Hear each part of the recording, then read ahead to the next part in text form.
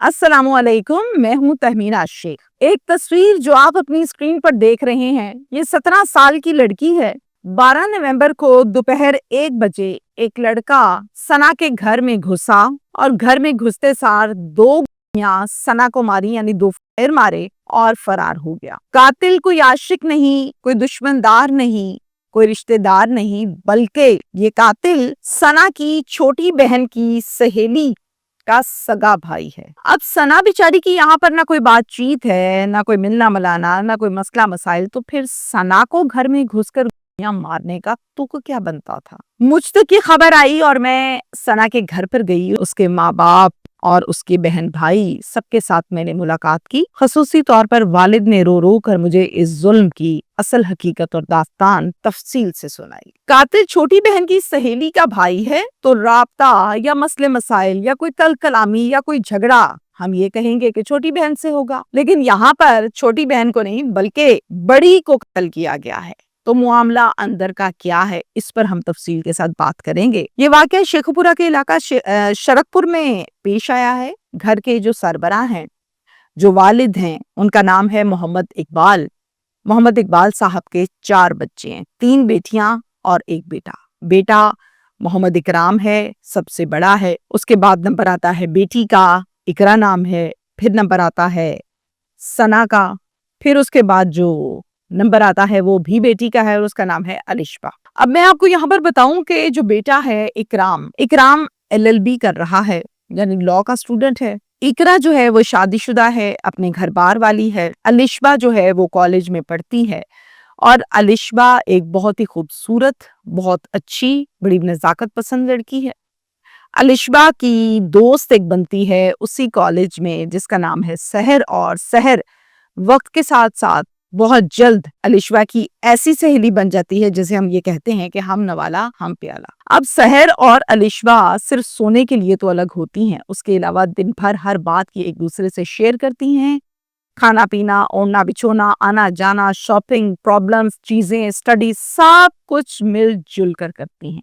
सहर का family background में आपको बताऊं तो सहर जो है उसकी वालिदा का नाम है साजिदा और सहर का जो भाई है उसका नाम है अली रजा, और वालिद साहब वफात पा चुके हैं। अली रजा अक्सर औकात बहन को छोड़ने के लिए आता होता था अलिशबा के घर। इसी तरह से जब अलिशबा को जाना होता था तो वो अपने भाई इकराम के साथ जाती थी।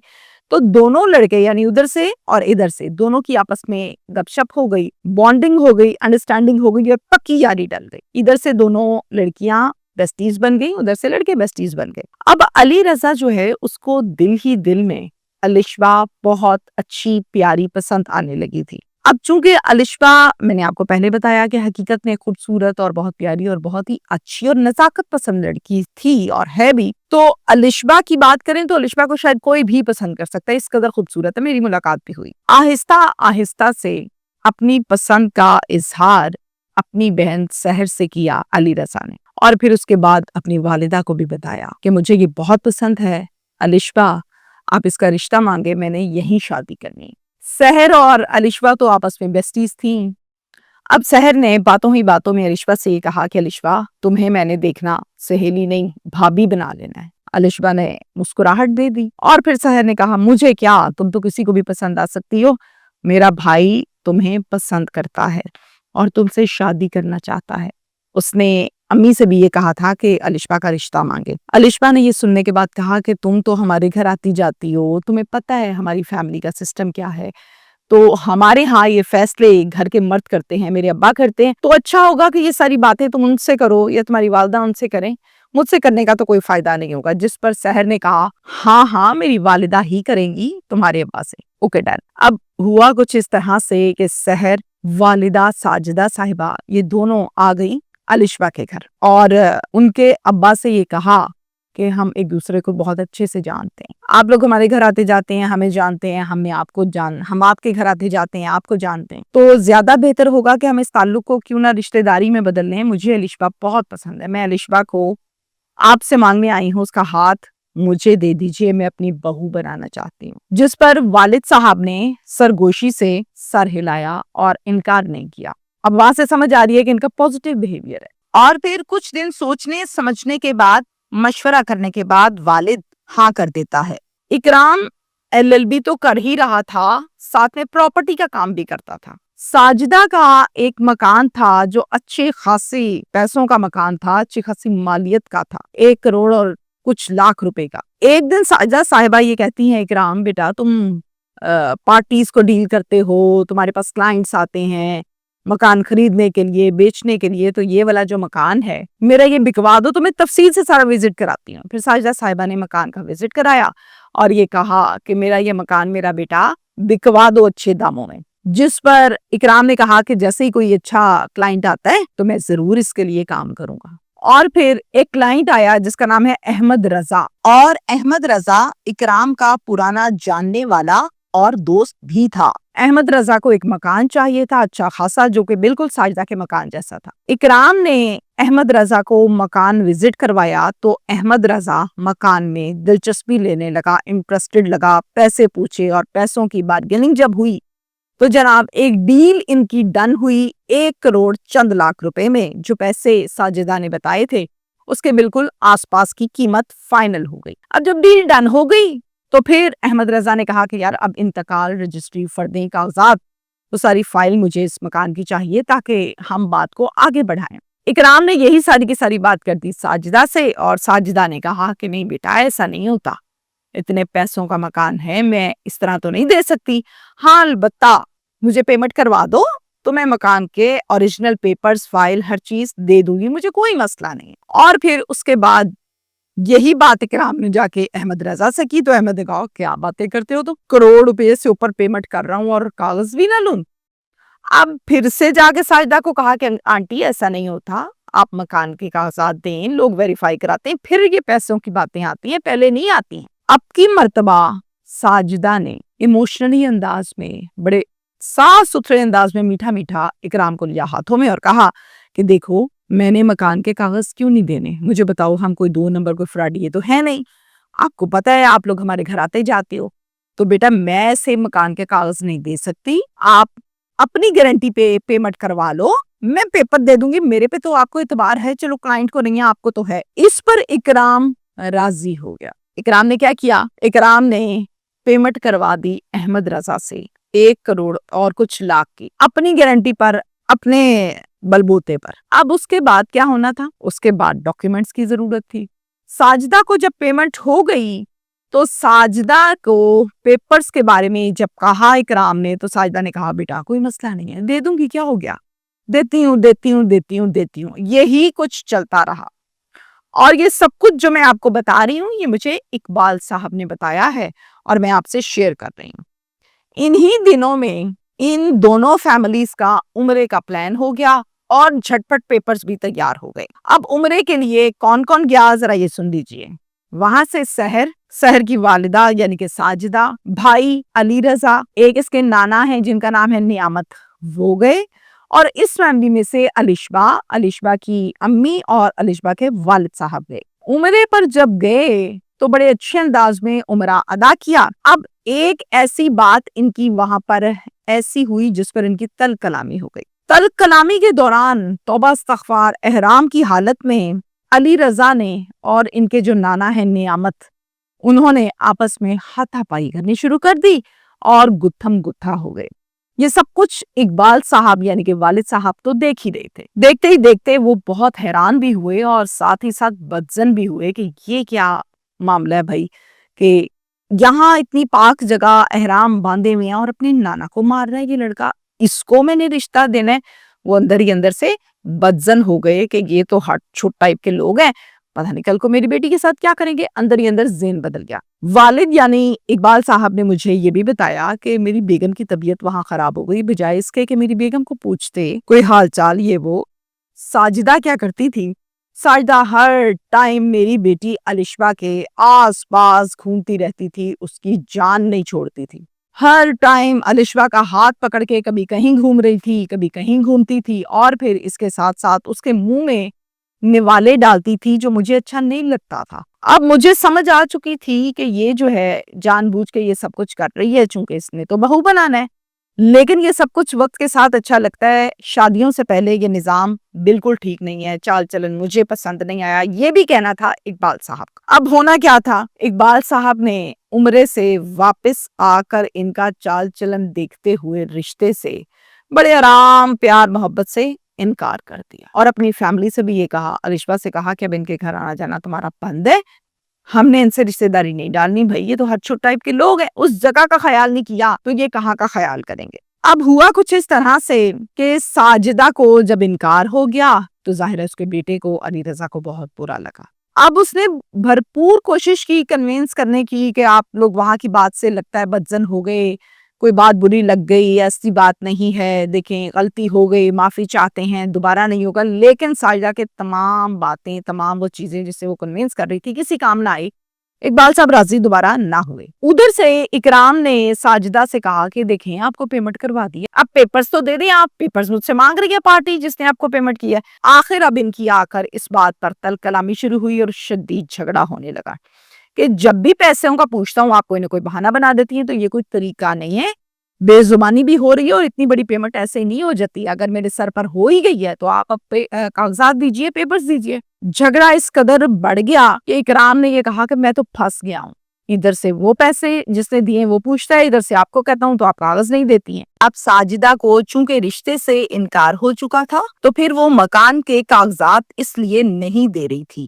16 مئی کو 2024 میں یعنی ایک سال پہلے اکرام جاتا ہے کاغذات لینے کے لیے، بڑا سیریس ہو گئے ساجدہ کی طرف، وہ پھر نہیں دیتی، پھر ان کا آپس میں جھگڑا ہوتا ہے، اور پھر ساجدہ کا باپ نعمت اور اس کی بیٹی سحر، ان کی موجودگی میں یہ سب تل کلامی ہو رہی تھی، لیکن موقع پر علی رضا موجود نہیں تھا۔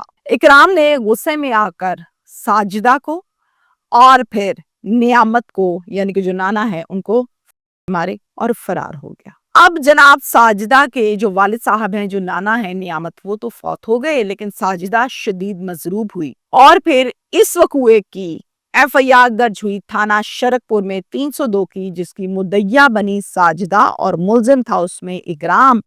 پولیس نے اس پر کام کرتے ہوئے اکرام کو ملزم کو گرفتار کیا، جو کہ پچھلے 1.5 سال سے قید ہے۔ اب جناب یہ وقوعہ تھا جو ہوا اور ہمیں بتایا اقبال صاحب نے، جبکہ اس واقعے کی F I R totally change ہے۔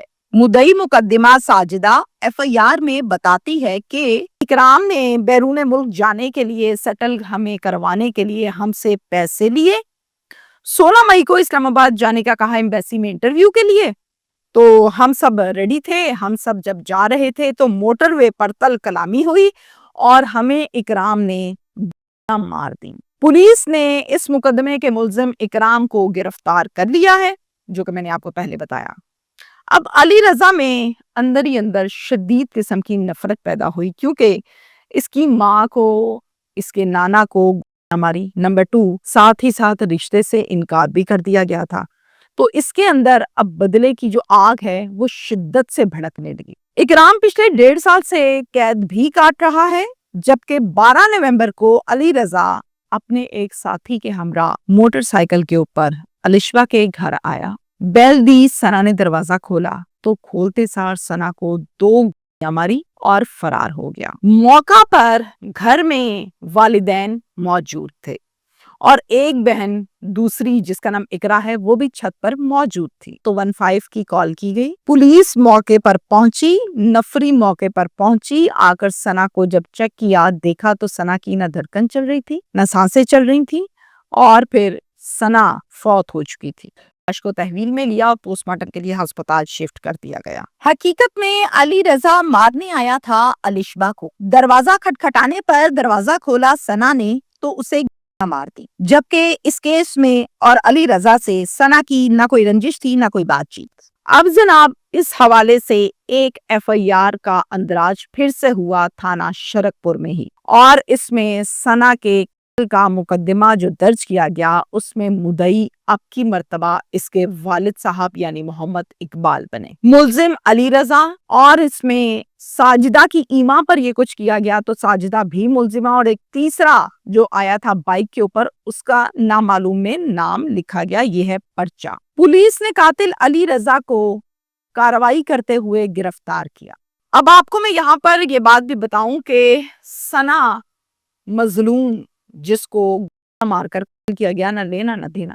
اب اقبال صاحب یہ کہتے ہیں، ان کی بیٹی الشبہ یہ کہتی ہے کہ ہم انصاف کے منتظر ہیں، ہمارے ساتھ بہت زیادتی ہوئی۔ میں نے الشبہ سے پوچھا کہ آپ کے بھائی جو جیل میں ہیں ان کو آپ نے بتایا کہ ثنا کی ایسے ایسے ڈیتھ ہو گئی اور ثنا کو گولیاں لگ گئی ہیں؟ کہتی بالکل بتایا۔ بھائی آخری مرتبہ ثنا کو دیکھ بھی نہیں سکے چونکہ وہ جیل میں تھے، اور اس کے بعد وہ زارو قطار رونے لگی کہ میری بہن کا آخری دیدار بھی میرا بھائی نہ کر سکا، ہمارے پر اتنا ظلم کیا۔ اب یہ سب کچھ جو میں آپ کو بتا رہی ہوں یہ مجھے الشبہ نے بتایا، یہ مجھے اقبال صاحب نے بتایا۔ اس وقوعہ میں سچ کیا ہے، اس وقوعہ میں جھوٹ کیا ہے، یہ سب کچھ ثابت کرنا، تفتیش کرنا اور تصدیق کرنا پولیس کا کام ہے، اور وہی اس حوالے سے کرے گی۔ البتہ میں آپ کو یہاں پر یہ بتاؤں کہ میں نے شاید ہزاروں کیسز میں میجورٹی کیسز یہ دیکھے کہ جہاں پر عورت، جہاں پر پیسہ اور جہاں پر جائیداد کی بات آئے وہاں پر غارت پائی جاتی ہے، ثابت ہوتی ہے۔ میرا کہنے کا مطلب یہ نہیں ہے کہ آپ لوگوں سے ملے جلے نہ، ان کے گھروں میں نہ جائیں، وہ آپ کے گھر میں نہ آئیں، جی آپ دنیا سے کٹ آف ہو جائیں، نیور ایور، میں یہ نہیں کہہ رہی۔ لیکن دیکھیں، میں اپنے بہت سے پروگرامز میں یہ کہتی ہوں کہ آپ اکثر اوقات یہ کہتے ہیں، بڑے دیکھ رہے ہوتے ہیں، کہتے ہیں جی بہو ہے ہماری بیٹی ہے، داماد ہے ہمارا بیٹا نہیں ہے، داماد آپ کا داماد ہے، بہو آپ کی بہو ہے، بیٹی آپ کی وہ ہے جس کو آپ نے پیدا کیا ہے، اللہ نے رشتہ بنایا، آپ کون ہوتے ہیں یہ کہنے والے کہ بہو جو ہے وہ بیٹی ہوتی ہے؟ ایک تو یہ کانسیپٹ۔ دوسرا یہ جو سہیلیوں کی بانڈنگ ہے نا، ٹھیک ہے، کوئی حرج نہیں ہے، لڑکی لڑکی کی دوست ہے، لیکن اس کی بھی کوئی لیمیٹیشنز ہونی چاہیے، کوئی انداز، کوئی طریقہ کار ہوتا ہے۔ اب الشبہ کو نہیں پتا تھا کہ یہ دوستی کا اینڈ یہ ہوگا، ادھر سے سحر کو بھی نہیں پتا تھا کہ یہ ہوگا، لیکن حالات و واقعات، سچویشنز اس طرح سے چینج ہوئے کہ پتہ ہی نہیں لگا کب اس کا بھائی اور کب اس کا بھائی دونوں جیلوں میں۔ ثنا اس معاملے میں بھینگ چڑھ گئی، مظلوم بیچاری ہو گئی۔ اب اگر تو سہیلیاں ڈن، لیکن والدین کو چاہیے کہ وہ پورا چیک اینڈ بیلنس رکھیں کہ اتنا زیادہ ان کے آپس میں انڈرسٹینڈنگ ہے تو کیوں ایک دوسرے کے گھروں میں آتی جاتی ہیں، کیا وجہ ہو سکتی ہے، اور پھر گھروں میں آنے جانے بہت زیادہ بانڈنگ۔ ایک لڑکی ہے جس کی شادی نہیں ہوئی ہے، جہاں رشتہ کرنا ہے وہ عمرے پہ جا رہے ہیں، ساتھ آپ کے وہ نوالے منہ میں ڈال رہے ہیں، تو موقع تو آپ لوگ فراہم کرتے ہیں، پھر بعد میں مسائل پیدا ہوتے ہیں، جھجک کے، شرما کے، مجبوری سے، یا وقتی طور پہ کمپرومائز کر کے۔ کام جو ہوتا ہے یہ غلط ہوتا ہے، اور لوگوں سے ملنا جلنا، گھروں میں آنا جانا، اوکے ڈن جائیں، لیکن ایک لیمیٹیشن میں جائیں تاکہ یہاں تک حالات و واقعات نہ آئیں کہ کل کو بیٹھ کے سر پکڑا ہو والدین نے کہ اوئے ہوئے یہ کیا بن گیا۔ میں یہ کہتی ہوں کہ جس نے ظلم کیا اس کو سزا ملنی چاہیے، جس نے قانون کے خلاف حرکت کی ہے اس کو بالکل قید بھی ہونی چاہیے، سزا بھی ملنی چاہیے، بلکہ عبرت کا نشان بھی بننا چاہیے۔ Thank you very much.